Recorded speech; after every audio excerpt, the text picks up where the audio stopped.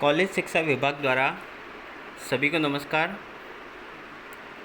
जैसा आप सभी विद्यार्थियों को विदित है, कोरोना काल की परिस्थिति को देखते हुए ऑनलाइन टीचिंग को बढ़ावा देने की दिशा में ज्ञान दूत 2.0 कार्यक्रम इस सत्र में संचालित किया गया है, जिसका उद्देश्य आपको ऑनलाइन कंटेंट प्रदान करने के साथ साथ आपकी समस्या समाधान भी करना है। हमारा विभाग है EFM और आज का अपना टॉपिक है बेरोजगारी। क्योंकि यह एक बहुत बड़ा टॉपिक है जिसे हम दो भागों में बांटकर पढ़ेंगे और यह वीडियो इसका पहला भाग है। और मैं हूँ आपका अपना ज्ञान दूत डॉक्टर कन्हैया लाल। बेरोजगारी सामान्यतः क्या होता है, आम जीवन में हम किसी व्यक्ति को देखते हैं या कोई घूमता फिरता व्यक्ति हमें दिखता तो हम उसके बारे में ऐसे ही कह देते हैं कि ये व्यक्ति बेरोजगार है। लेकिन अर्थशास्त्र में बेरोजगारी का अर्थ अपने आप में बड़ा ही यूनिक है। अर्थशास्त्र में हम हर किसी व्यक्ति को बेरोजगार नहीं कह सकते। यहाँ बेरोजगारी के कुछ मापदंड हैं जिनकी पूर्ति होने पर ही हम उस व्यक्ति को बेरोजगार की श्रेणी में रखते हैं। तो सबसे पहले तो अपन परिस्थिति की बात करते हैं कि बेरोजगारी है क्या। बेरोजगारी एक ऐसी स्थिति है जहां श्रम शक्ति यानी कि श्रम की पूर्ति तथा रोजगार के अवसर यानी कि श्रम की मांग में अंतर होता है। यह अंतर किस प्रकार से होगा कि भाई हमारे पास में श्रम की पूर्ति तो बहुत ज़्यादा है, हमारे पास काम करने वाले लोग तो खूब ज़्यादा है, लेकिन नौकरियां कम हैं। तो जब समाज में श्रमिकों की संख्या ज़्यादा है और उनके लिए उपलब्ध रोजगार कम या सीमित है, तो ऐसी स्थिति को अपन बेरोजगारी की स्थिति कहते हैं। बेरोजगारी से आशय एक ऐसी स्थिति से है जिसमें व्यक्ति वर्तमान मजदूरी की दर पर काम करने को तैयार होता है परंतु उसे काम नहीं मिलता। तो इससे भी एक मोटा मोटा आइडिया आपको मिल जाता है कि भाई व्यक्ति काम तो करना चाहता है जो भी मजदूरी चल रही है उस पर, लेकिन उसे काम की प्राप्ति नहीं हो पा रही है। वो कार्य करना चाहता है लेकिन उसे कोई भी रोजगार उपलब्ध नहीं हो पा रहा है। तो उस परिस्थिति को अपन बेरोजगारी की श्रेणी में रखते हैं। वैसे बेरोजगारी का अर्थ ये भी थोड़ा सा अपूर्ण है। बेरोजगारी का जो अर्थशास्त्र में अर्थ है वो इस प्रकार है। बेरोजगारी से आशय या बेरोजगार से आशय वह व्यक्ति है जो काम करने के योग्य है। यहाँ पर ये जो कंडीशन लिखे उसको आप ध्यान से देखिएगा, क्योंकि अर्थशास्त्र में यदि कोई व्यक्ति इन 3 मापदंड पर यदि खरा उतरता है तभी हम उसको बेरोजगार की श्रेणी में रखेंगे, अन्यथा हम उसको बेरोजगार नहीं कह सकते। तो ये 3 मापदंड कौन से हैं? पहला है काम करने के योग्य। भाई हम जिस व्यक्ति के बारे में बात कर रहे हैं वह व्यक्ति काम करने के योग्य होना चाहिए, अर्थात वह शारीरिक और मानसिक रूप से सक्षम होना चाहिए। दूसरा, काम करने के इच्छुक हो। इसका मतलब ये है कि यदि वो व्यक्ति वयस्क है, स्वस्थ है, लेकिन काम करना नहीं चाहता, या फिर मान लीजिए जैसे आपने ग्रेजुएशन कर ली और अब आपको PG भी करनी है, तो चूँकि आप वयस्क हो, स्वस्थ हो, लेकिन आपको आगे और पढ़ाई करनी है, तो अर्थशास्त्र के हिसाब से चूँकि अब आप पढ़ाई करना चाहते हैं, रोजगार करना नहीं चाहते, तो अर्थशास्त्र के हिसाब से आप बेरोजगार नहीं हो। बेरोजगार होने के लिए उसे काम करने की इच्छा भी होनी चाहिए। और तीसरी सबसे ज़रूरी, वर्तमान मजदूरी पर काम करने को तैयार हो। जैसे मान लीजिए आपने ग्रेजुएशन की, आप में कोई विशेष योग्यता भी नहीं है, तो मजदूरी चल रही है, जैसे मान लो दिन के 500 रुपये, और आप ये कहते हो कि मुझे दिन का 1,00,000 रुपया चाहिए तो मैं नौकरी करूँगा, तो आप अर्थशास्त्र के हिसाब से बेरोजगार नहीं हो। क्योंकि अर्थशास्त्र उसी व्यक्ति को बेरोजगारी की श्रेणी में गिनता है जो वर्तमान में जो प्रचलित मजदूरी दर है उस मजदूरी दर पर वह कार्य करना चाहता है। तो ये हमारे 3 मापदंड हैं जिसे हमें याद रखना है। वह व्यक्ति कार्य करने के योग्य हो, वह कार्य करना चाहता हो और वह वर्तमान की जो मजदूरी दर है उस पर कार्य करने को तैयार भी है। इन तीनों स्थितियों में यदि वो है लेकिन उसे यदि कार्य प्राप्त नहीं होता तो उसी व्यक्ति को हम बेरोजगार कहते हैं। तो बेरोजगार वह व्यक्ति माना जाएगा जो कार्य करने में सक्षम है, कार्य करना चाहता है और वर्तमान मजदूरी दर पर कार्य करने को तैयार भी है, लेकिन इसके उपरांत भी यदि उस व्यक्ति को रोजगार प्राप्त नहीं होता, कोई कार्य प्राप्त नहीं होता, तो उस स्थिति को हम अर्थशास्त्र में बेरोजगारी की श्रेणी में रखते हैं। तो इसका मतलब ये भी हुआ कि जो व्यक्ति इन तीनों में से किसी क्राइटेरिया पर खरा नहीं उतरता, हम उसे बेरोजगार नहीं मानेंगे। तो अब बेरोजगार कैसे नहीं मानेंगे? जैसे पहला पॉइंट आपको कहा था अभी कि काम करने के योग्य है। तो देखिए, यदि कोई व्यक्ति काम करने के योग्य नहीं है, जैसे बच्चा है, बुजुर्ग है, बच्चे से तात्पर्य है 14 साल से कम उम्र का, और बुजुर्ग से तात्पर्य है 60 साल से अधिक उम्र के व्यक्ति। चूँकि हम ऐसा मानते हैं कि उनमें शारीरिक या मानसिक तौर पर, वृद्धावस्था में तो हम शारीरिक कह सकते हैं और बाल्यावस्था में हम मानसिक तौर पर कह सकते हैं और शारीरिक भी। तो ये चूँकि कार्य करने के योग्य नहीं है, तो यदि मान लीजिए कोई 12 साल का बच्चा ये कहता है कि मैं काम करना चाहता हूँ और मैं तैयार हूँ वर्तमान मजदूरी दर पर भी, तो भी अर्थशास्त्र उसको बेरोजगारी की श्रेणी में नहीं रखता, क्योंकि वह अभी बच्चा है, उसमें कार्य करने की क्षमता नहीं है। तो आप देखोगे कि अर्थशास्त्र में किसी भी चीज़ को बड़े वेल डिफाइंड किया हुआ है। हम अपनी आम बोलचाल की भाषा में किसी को भी कैसे भी कह देते हैं कि भाई ये फला व्यक्ति बेरोजगार है, ये बच्चा बेरोजगार है, लेकिन अर्थशास्त्र प्रॉपर उसके मापदंड पर कसौटी पर खरा उतरेगा, उसी व्यक्ति को बेरोजगार मानेगा। तो यदि कोई व्यक्ति कार्य करने में योग्य नहीं है तो उसको हम बेरोजगार नहीं मानेंगे। इसलिए छोटे बच्चे को या बुजुर्गों को हम बेरोजगारों की श्रेणी में नहीं रखते। इसी प्रकार से यदि कोई व्यक्ति शारीरिक या मानसिक बीमारी की वजह से भी अयोग्य है तो हम उन दिव्यांगों को भी यहाँ पर बेरोजगारी की श्रेणी में नहीं रख पाते, क्योंकि यहाँ पर हमारी पहली प्राथमिकता ये है कि वह कार्य करने में सक्षम होना चाहिए।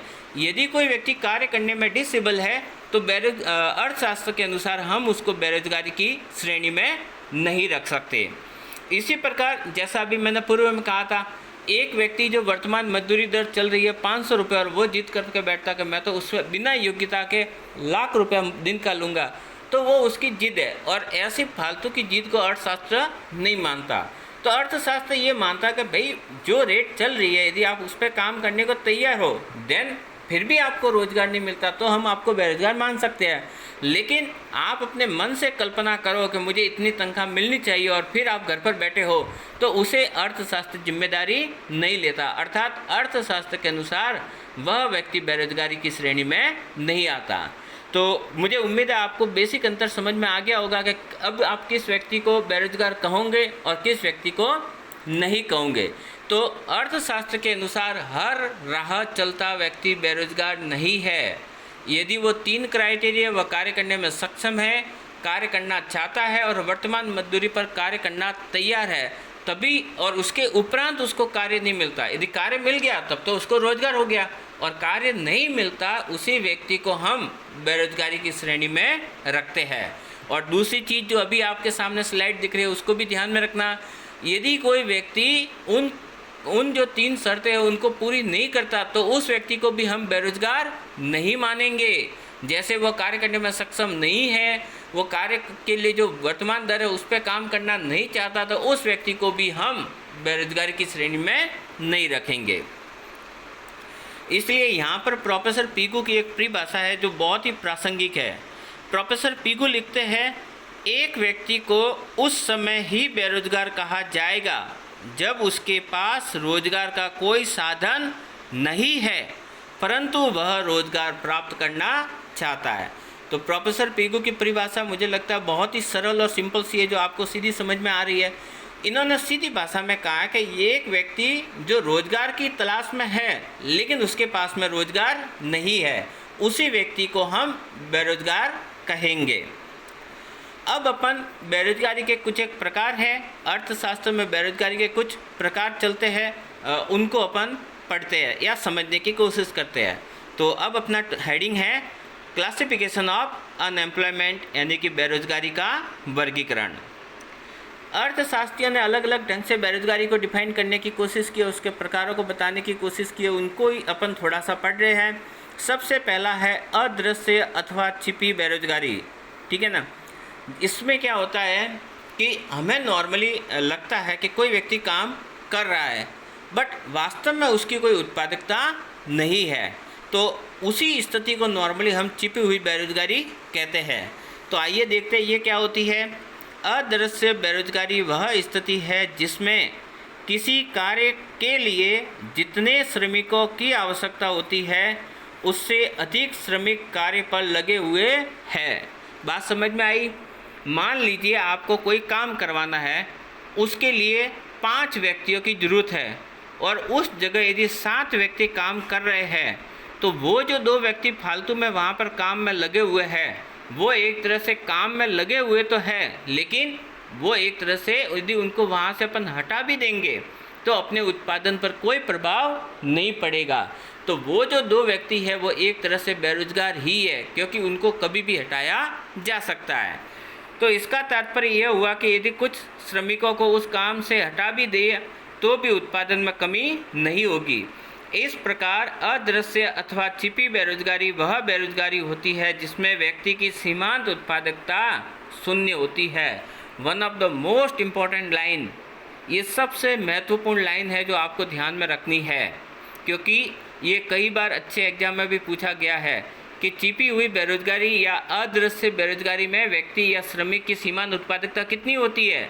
तो वहाँ पर व्यक्ति की सीमांत उत्पादकता कितनी है? शून्य, क्योंकि वो काम में लगा हुआ जरूर है लेकिन उसकी कोई प्रोडक्टिविटी नहीं है, क्योंकि उसके जितना काम तो पहले से ही सभी लोग कर रहे हैं, वो केवल वहाँ पर काम में लगा हुआ प्रतीत जरूर हो रहा है लेकिन उसकी उत्पादकता कुछ भी नहीं है। तो इस प्रकार भारत में यह बेरोजगारी मुख्य रूप से ग्रामीण क्षेत्रों में पाई जाती है और ख़ासकर हमारे कृषि वाले क्षेत्र में। आप कई बार देखते भी होंगे कि अपने परिवार में जैसे खेत है या कुआं है, तो क्या होता है कि अपने मदर फादर भी कुएं पर काम कर रहे हैं। अब मान लीजिए अपने घर में जैसे हैं बड़े भाई के मिसेज या अपनी भाभी या शादी ब्याह करके आए, तो वो भी उस खेत पर काम कर रहे हैं। तो होता ये है कि जैसे अपने मदर फादर उस खेत के लिए पर्याप्त थे, 2 व्यक्ति वहाँ पर काम करने के लिए पर्याप्त थे, लेकिन फिर भी अपने घर के दूसरे मेंबर भी वहाँ जाकर काम करते हैं। तो ऐसी स्थिति में वो वहाँ पर काम जरूर करते हैं लेकिन उनकी उत्पादकता शून्य होती है, क्योंकि वहाँ पर वो ज़रूरत से ज़्यादा काम पर लगे हुए हैं। यदि हमें ज़रूरत है तो हम उसको अदृश्य बेरोजगारी नहीं कह सकते, लेकिन यदि हमें केवल 2 व्यक्तियों की ज़रूरत थी उस खेत के लिए और फिर भले ही अपने घर के 5 मेंबर वहाँ जाकर काम करें, तो वो 3 व्यक्ति फालतू में लगे हुए हैं और उन्हीं 3 व्यक्तियों की जो बेरोजगारी है उसी को अपन अदृश्य बेरोजगारी कहते हैं। फिर एक बेरोजगारी होती है मौसमी बेरोजगारी, सीजनेबल। भारत में यह बेरोजगारी भी मुख्य रूप से ग्रामीण क्षेत्रों में पाई जाती है, क्योंकि ग्रामीण अर्थव्यवस्था कृषि आधारित है तथा कृषि एक मौसमी व्यवसाय है। अतः जब किसी फसल का मौसम होने पर रोजगार मिलता है तथा बाकी समय में खेती और मजदूर बेरोजगार रहता है तो उसे मौसमी बेरोजगारी कहते हैं। आपने कई बार महसूस किया होगा अपने गांव में या अपने आसपास कि जब कोई सीजन होती है, जैसे फसल बोने की सीजन है, तो उस समय हमें खेतों पर बहुत ज़्यादा श्रमिकों की आवश्यकता होती है, या फिर फसल की कटाई का समय होता है तो उस समय हमें श्रमिकों की बहुत ज़्यादा आवश्यकता होती है।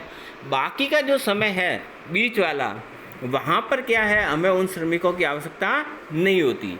तो यहाँ पर हम क्या देखते हैं कि एक मौसम विशेष में ही हमें उनकी आवश्यकता है, शेष समय में वो बेरोजगार रहते हैं। तो ऐसी बेरोजगारी जो मौसम की वजह से हुई है, उसका मौसम नहीं रहा तो फिर वो बेरोजगारी हो गई है, उसे हम मौसमी बेरोजगारी कहते हैं। आप ऐसी बेरोजगारी दूसरे उद्योग में भी देख सकते हैं, जैसे मान लीजिए टूरिज्म इंडस्ट्री है। अब आप देखिए पर्यटन में खासकर जैसे बारिश के मौसम में अक्सर लोग बाहर जाना अवॉइड करते हैं, तो आपने नोटिस किया होगा कि बारिश के मौसम में मोस्ट ऑफ होटलें खाली रहती है, ठीक है ना। जो अच्छे टूरिज्म स्पॉट जो बारिश की वजह से उनको छोड़ दीजिए, बाकी आप एक नॉर्मल सा ओवरव्यू देखिए तो यहाँ पर हम ये देखते हैं कि पर्यटन उद्योग में भी हैं, जैसे वर्षा काल जो है उसमें ये सीज़न थोड़ी ठंडी रहती है, मीन्स उसमें बिजनेस इतना नहीं चलता। तो क्या होता है, ऐसे में जो होटल के मालिक है वो अपने जो एक्स्ट्रा स्टाफ होता है उसको छुट्टी दे देता है कि भाई जब गर्मियों में सीज़न होगी या फिर सर्दियों में सीज़न होगी तब आपको वापस बुला देंगे, अभी आप घर जाइए। तो ये क्या है, मौसम की वजह से उनको बेरोजगार किया है, इसे ही हम मौसमी बेरोजगारी कहते हैं। फिर है औद्योगिक बेरोजगारी। अब ये क्या है, यह एक शहरी बेरोजगारी का मुख्य प्रकार है। गांवों में रोजगार के अवसरों की कमी के कारण शहरों की तरफ लोग रोजगार की तलाश में पलायन करते हैं, लेकिन शहरों में पर्याप्त औद्योगिक विकास के अभाव में उन्हें रोजगार प्राप्त नहीं हो पाता। इसे ही हम औद्योगिक बेरोजगारी की श्रेणी में शामिल करते हैं। भारत में बढ़ती जनसंख्या के साथ श्रम शक्ति में भी पर्याप्त वृद्धि हुई है, लेकिन सभी को औद्योगिक क्षेत्र में रोजगार प्राप्त न होने के कारण उत्पन्न बेरोजगारी की समस्या को औद्योगिक बेरोजगारी कहते हैं और यह समस्या दिन प्रतिदिन बढ़ती जा रही है। अब गांवों में रोजगार के अवसर बहुत सीमित हैं और अधिकांश लोग रोजगार की तलाश में क्या करते हैं, शहरों की तरफ पलायन करते हैं। क्योंकि हमारे शहरों में औद्योगिक ढांचा इतना मजबूत नहीं है या इतना विकसित नहीं है कि वो गांवों से पलायन की हुई सारी जनसंख्या को रोजगार देने में सक्षम है। तो ऐसी स्थिति में क्या होता है, शहरों में बेरोजगारों की जो भीड़ बढ़ रही है, किसके कारण, अपर्याप्त औद्योगिक विकास के कारण। तो उसे ही हम अर्थशास्त्र में औद्योगिक बेरोजगारी की संज्ञा देते हैं। शिक्षित बेरोजगारी, ये तो आप और हम भली भांति परिचित है। यह भी एक शहरी बेरोजगारी का प्रकार है। वह बेरोजगारी जिसमें शिक्षित व्यक्ति को उसकी योग्यता अनुसार रोजगार प्राप्त नहीं होता, उसे शिक्षित बेरोजगारी की श्रेणी में रखा जाता है। जैसे इस समय बेरोजगारी की समस्या बहुत ज़्यादा ज्वलंत है। आप इसको एक ऐसा मानिए कि मान लीजिए आपने कोई प्रोफेशनल डिग्री हासिल कर ली, इंजीनियरिंग है, MBA है या फिर कुछ भी, और उसके बावजूद भी आपको आपकी योग्यता के अनुसार कार्य नहीं मिलता, तो आप शिक्षित बेरोजगारी की श्रेणी में आते हैं। जैसे आपने कई बार देखा भी होगा कि इस समय बहुत अच्छे पढ़े लिखे इंजीनियर भी LDC और फिर मतलब उनकी जो प्रोफेशनल है उससे हटकर वो काम करने पर तैयार मजबूर है, क्योंकि उनके पास में उनके फील्ड के हिसाब से रोजगार नहीं है। तो ये जो एक प्रकार है, इसी को अपन शिक्षित बेरोजगारी कहते हैं। इसी में खुली बेरोजगारी भी आती है, जो भी अपन आगे देखेंगे। तो शिक्षित बेरोजगारी में आप ऐसा कह सकते हैं कि आपकी जो क्वालिफिकेशन है उसके अनुसार आपको रोजगार प्राप्त नहीं हो पा रहा है, तो आप शिक्षित बेरोजगारी के शिकार हैं। भारत की वर्तमान शिक्षा प्रणाली की वजह से व्यक्ति उपाधि यानी कि डिग्री जरूर प्राप्त कर रहा है, लेकिन वह डिग्री रोजगार परक नहीं है। इसका मुख्य कारण हमारी वर्तमान शिक्षा प्रणाली में कौशल का अभाव है, क्योंकि इस वजह से भारत में शिक्षित व्यक्तियों की संख्या में जितनी वृद्धि हुई है उसके मुकाबले रोजगार के अवसर नहीं बढ़े हैं। अब समस्या क्या आ रही है, बहुत सारे रिसर्च ये बताते हैं कि भारत में युवा पर्याप्त मात्रा में है, लेकिन उनके लिए पर्याप्त नौकरियां नहीं है। क्योंकि इसका एक सबसे बड़ा ड्रॉबैक ये रह रहा है कि भारत में व्यक्ति जो हर साल पास आउट हो रहे हैं, भले ग्रेजुएशन है या PG लेवल पे है, लेकिन उनकी जो ग्रेजुएशन या PG की डिग्री है उसमें वो स्किल नहीं है जिससे वो उनकी रोजगार मिल सके।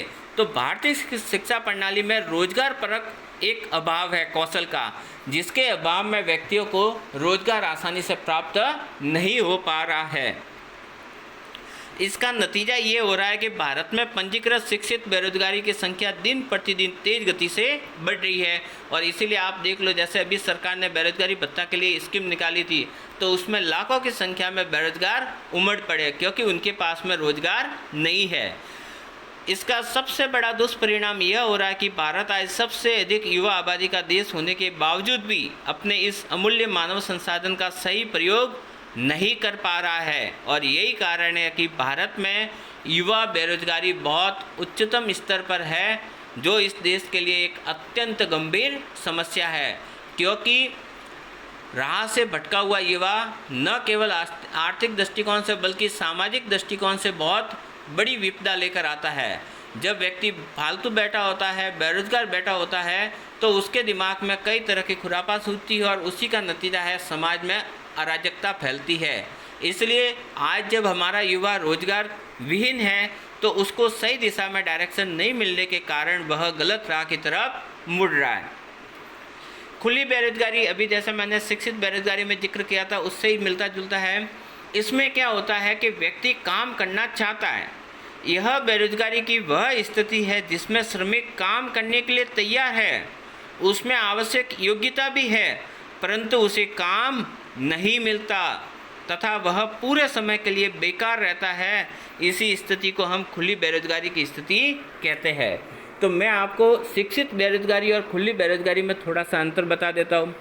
शिक्षित बेरोजगारी में यदि आपको बिल्कुल रोजगार प्राप्त नहीं है तब तो आप खुली बेरोजगारी में भी शामिल हो गए।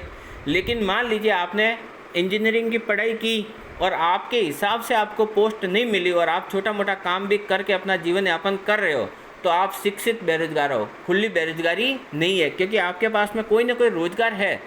ये बात अलग है कि आपकी काबिलियत के अनुसार नहीं है, इसलिए आपको शिक्षित बेरोजगारी में शामिल करते हैं लेकिन खुली बेरोजगारी में शामिल नहीं करते। जैसे गाँवों में खेती और मजदूर, शहरों में शिक्षित व्यक्तियों में यह बेरोजगारी आमतौर पर देखने को मिलती है। आप देख लो, कई युवा अपनी डिग्रियां लेकर सड़कों पर घूम रहे हैं, जगह जगह ऑफिसों में भटक रहे हैं, लेकिन उनको रोजगार नहीं मिल रहा है। तो ये जो स्थितियां है वो खुली बेरोजगारी को दर्शाती है। संरचनात्मक बेरोजगारी, इसमें क्या होता है कि जब अपनी अर्थव्यवस्था में संरचनात्मक परिवर्तन होता है, जैसे मान लीजिए टेक्निकल परिवर्तन हो गया, जैसे टाइपराइटर की जगह अब कंप्यूटर आ गए, तो जो व्यक्ति कंप्यूटर का ज्ञान नहीं रखते उनको अपनी नौकरी गंवानी पड़ी।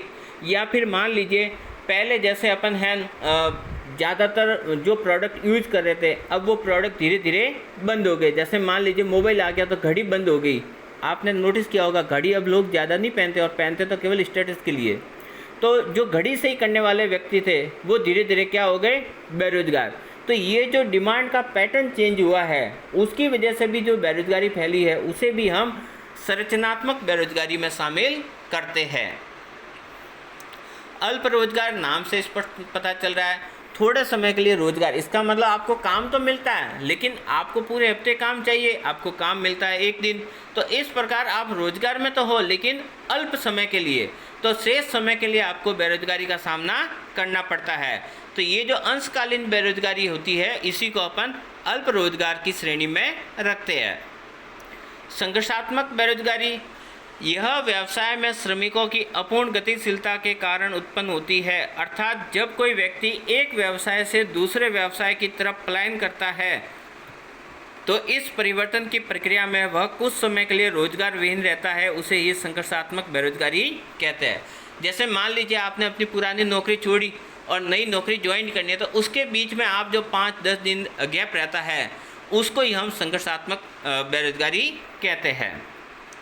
चक्रीय बेरोजगारी, इसका संबंध मुख्यतः विकसित और पूंजीवादी देशों से है जहां पर व्यापार चक्र आते जाते हैं। आप इस स्लाइड में देख सकते हैं, व्यापार चक्र का मैंने एक छोटा सा फोटो डाला है जिसमें तेजी, मंदी और मतलब आर्थिक रुकावट और मंदी को बताया गया है। तो ये जो रिसेशन और डिप्रेशन है, इस वाले दौर में क्या होता है, जब अर्थव्यवस्था में मंदी का दौर चलता है, आर्थिक सुस्ती का दौर चलता है, तो इस स्थिति में क्या होता है, उत्पादन, रोजगार, निवेश सब में कमी हो जाती है। तो चूंकि उत्पादन और निवेश कम हो जाता है जिसकी वजह से रोजगार के अवसर भी घट जाते हैं, क्योंकि मंदी के समय आप जानते हैं बहुत सारी फैक्ट्रियाँ बंद हो जाती है, तो उससे भी बेरोजगारी फैलती है। तो ये जो व्यापार चक्र में मंदी का दौर चल रहा है या दौर चलता है, उस मंदी के दौर की वजह से जो बेरोजगारी उत्पन्न होती है उसे ही हम चक्रीय बेरोजगारी की संज्ञा देते हैं। सामान्यतः, मैं वापस कह रहा हूँ, सामान्यतः यह जो बेरोजगारी है वो पूंजीवादी देशों में देखने को मिलती है जहाँ व्यापार चक्र आते रहते हैं। जैसा आपने नोटिस किया होगा 2008 में अमेरिका में मंदी की वजह से बेरोजगारी फैली थी, तो वो भी एक तरह से इसी का एक उदाहरण है। तो ये आज अपने वीडियो में अपन ने बेरोजगारी का अर्थ और उसके वर्गीकरण को सीखा। आगे के वीडियो में हम और भी बेरोजगारी का सेकंड पोर्शन लेके आएंगे। तो आज के लिए इतना काफ़ी है। धन्यवाद।